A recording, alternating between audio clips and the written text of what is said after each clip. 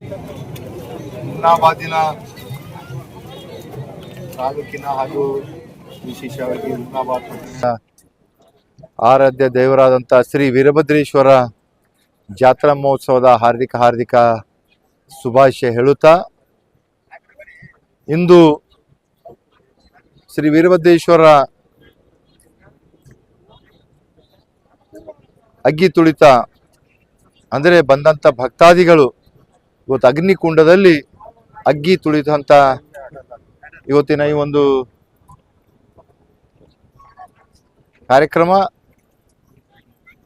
ಇಂದು ಪ್ರತಿ ವರ್ಷದಂತೆ ಈ ವರ್ಷವೂ ಕೂಡ ನಮ್ಮ ನಾಗಭೂಷಣ್ ಪಾಟೀಲ್ ಪರಿವಾರ ಹಾಗೂ ವಿಶೇಷವಾಗಿ ದಿವಂಗತ ಶರಣಪ್ಪ ಪಾಟೀಲ್ ಅವರ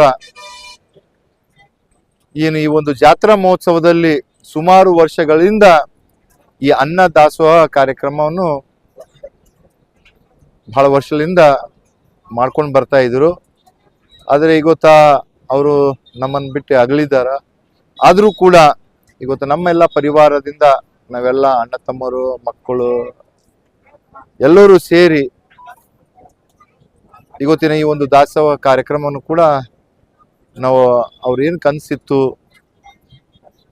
ಹಸ್ದಿವನಿಗೆ ಉಣಿಸೋದು, ಅದರಂತೆ ಇವತ್ತ ಈ ಒಂದು ದಾಸೋಹ ಕಾರ್ಯಕ್ರಮದಲ್ಲಿ ಅವರ ಒಂದು ಬಯಕೆ ಇತ್ತು. ಬಂದಂಥ ಭಕ್ತಾದಿಗಳಿಗೆ ಹೋಳಿಗೆ ತುಪ್ಪ ಊಟ ಮಾಡಿಸ್ಬೇಕು, ರೊಟ್ಟಿ ಬಜ್ಜಿ ಊಟ ಮಾಡಿಸ್ಬೇಕು, ಅನೇಕ ರೀತಿಯಿಂದ ಈ ಊಟ ಮಾಡಿಸಂತ. ಯಾಕೆ ಮೊದಲಿಂದ ಹಿಡಿದು ದಿವಂಗತ ಶರಣಪ್ಪ ಪಾಟೀಲ್ ಅವರಿಗೆ ಯಾವುದೇ ಒಂದು ಕಾರ್ಯಕ್ರಮ ಇರಲಿ, ಒಂದು ಫಂಕ್ಷನ್ ಇರಲಿ, ಆ ಊಟ ಮಾಡಿಸಂತಂದ್ರೆ ಅವ್ರಿಗೆ ಭಾಳ ಅತಿಯಾದಂಥ ಒಂದು ಸಂತೋಷ ಇತ್ತು.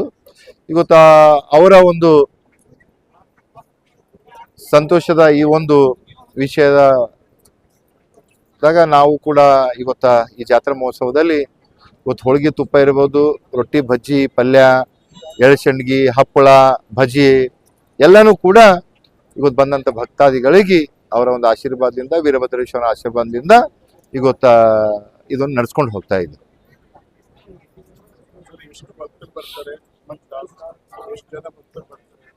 ಈಗಾಗಲೇ ತಾವು ನೋಡಿ ಮೊದಲಿಂದ ಹಿಡಿದು ಎಷ್ಟು ಜನ ಭಕ್ತರು ಬರ್ತಾರಂತ ಮಹತ್ವದಿಲ್ಲ, ಬಂದಂತ ಭಕ್ತಾದಿಗಳಿಗೆ ಊಟ ಮಾಡಿಸೋದು ಬಹಳ ಮಹತ್ವ ಇದೆ ಗೊತ್ತಾ. ಎಷ್ಟೇ ಸಾವಿರಾರು ಸಂಖ್ಯೆಯಲ್ಲಿ ಬಂದಂತ ಭಕ್ತಾದಿಗಳಿಗೆ ಇವತ್ತು ನಾವು ಊಟ ಮಾಡಿಸುವಂತ ಕಾರ್ಯ ಇವತ್ತು ನಡ್ಸ್ಕೊಂಡು ಹೋಗ್ತಾ ಇದ್ದೇವೆ. ಅದರಂತೆ ಆ ವೀರಭದ್ರನು ಕೂಡ ಶಕ್ತಿ ಕೊಡ್ತಾ ಇದ್ದಾನೆ ವರ್ಷಿಗೆ ಹೆಚ್ಚಿಗೆ ಹಾಕೊಂಡು ಹೋಗ್ತಾ ಇದೆ ಗೊತ್ತಾ.